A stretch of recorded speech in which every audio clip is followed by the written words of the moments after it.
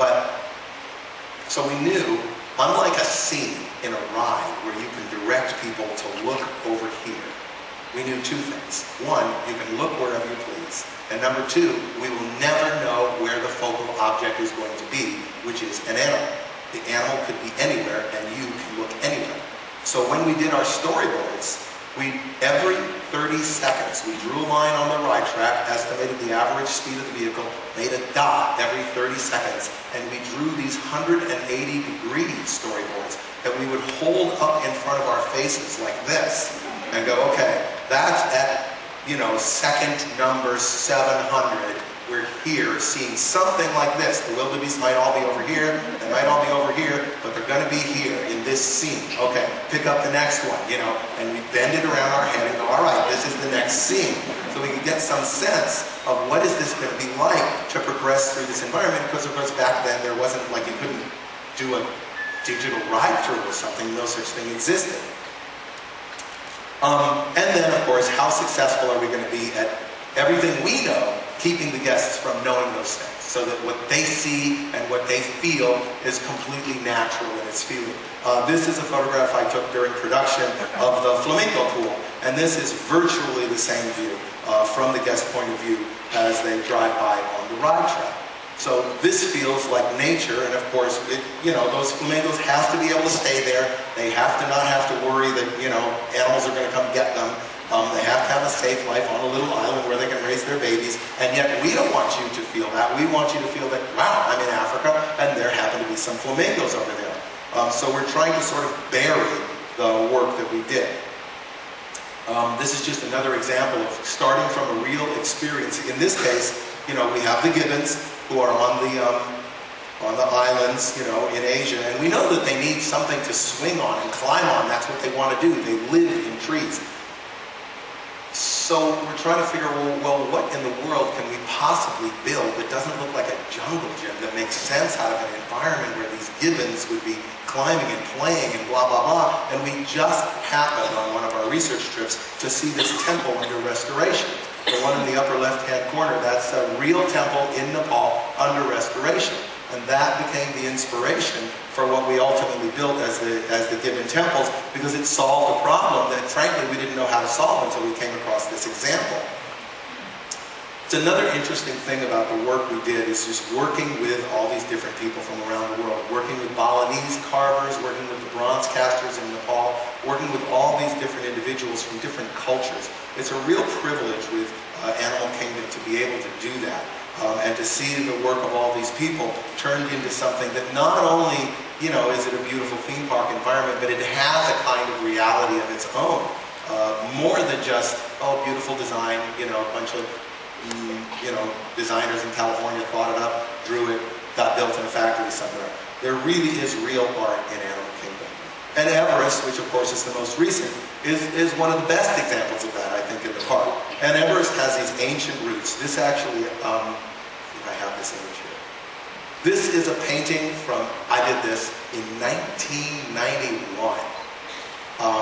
And it is a view from pretty much where Flame Tree is now, looking out across the water to what Everest is now, only that's Bhutan instead of Nepal. And the safari village that was Asia moved onto the side of Asia instead of on the side of the island. The safari village originally were kind of on the island, and you crossed over for just the safari. So this just went in a box, and it just went in a box of like, okay, we're moving on, we branched off, we're heading out towards the outer end of our tree, way down the road. And when the challenge came back to do Expedition Everest, I had remembered that we had this rendering, and that we did have the idea that a mountain might be able to fit on the other side of the river over there. And so we revisited this idea, and then we, of course, had to go through all that exercise again of bringing meaning to this story. How is this challenge of putting a roller coaster ride at Animal Kingdom ever going to fit into the story of the intrinsic value of nature? And some of you have heard or read about the work we put into exploring the legend of the Yeti. The oral traditions, the Tibetan oral traditions of the Yeti definitely involve this aspect of the Yeti as a protector of pristine forest environments. Where you find active legends of the Yeti, where people really believe that the Yeti is real. They will point out where they believe he lives, and it is always untouched, virgin, ancient forest. And there's very definite ways that they know. This forest is untouched, this forest is ancient, that's where the Yeti would be. The Yeti is the protector of the forest, all that kind of stuff. So once we knew that we had a story about the Yeti as a protector, the Yeti as a defender of the mountain, a defender of the forest, a defender of a place that humans are supposed to respect and leave alone, we had a story that we could run with, and we could begin to create these little poems. Like there's this little equation between the shrine on the little peninsula and the mountain. And there you see the Yeti sitting on the shrine, and the shrine looks like the mountain, so the mountain must be like a shrine, and there's a Yeti in the mountain. Like that. We chose the area of the Himalayas. There's all kinds of Tibetan architecture. There's all kinds of Himalayan architecture. Once again, we wanted to go and pick the style of architecture that would push forward the story that we wanted to tell. And that meant we needed to pick a style of architecture that was all about symbolism, and storytelling itself. And that indeed is what we did. So while it is indeed authentic and it does look like real, it's also been editorially chosen for its ability to push a very particular story forward. We were able again to involve these people in creating the idea because we could explain to them what's the underlying message underneath this, and then set these this was designed by a Tibetan guy, and we just sort of told him the story and what's the underlying idea of the story, and let him go with the imagery, and that's how we come up with, satisfying a very simple mission, put a coaster in the park, but to do it in a way that contributes to the overall feeling of the park. And, I think when we all started a long, long time ago, that I'm sure none of us realized how complicated it would be. We sort of learned as we went. But it is something that does work very well. And it is something that does include all of you. It's the same process in the actions that you take every day, in your interactions with the guests, which after all are the most living things they are going to interact with, are the things you do. Your actions in Animal Kingdom are the last layer that these guests will interact with.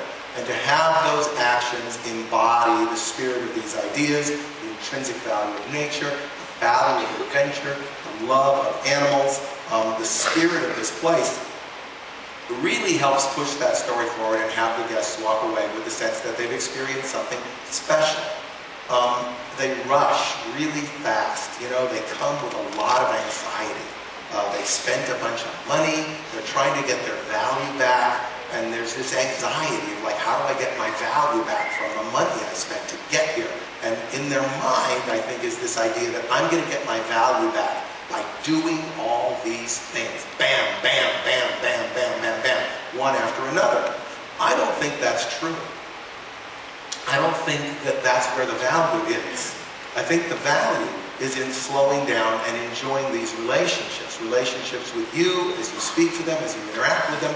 Relationships with the animals if they take time to observe them. It takes so little time to just, if you wait 45 seconds instead of 10, that animal's going to walk around that bush and walk over here, and then he's going to walk away. And then 45 seconds later, he's going to walk over here. But if you come for 3 seconds, you miss all of that. It's like channel surfing at too fast of a speed. So as you present yourself and present the park to the guests, and then knowing that they come with this, urge to rush, it'd be wonderful to see if you could get them to slow down, to both enjoy the park, but also to enjoy the conversations, relationships that they have with all of you. It is a unique park that offers us all the ability to deal directly with people, to have real conversations, to actually talk about something, to not simply, perform a function.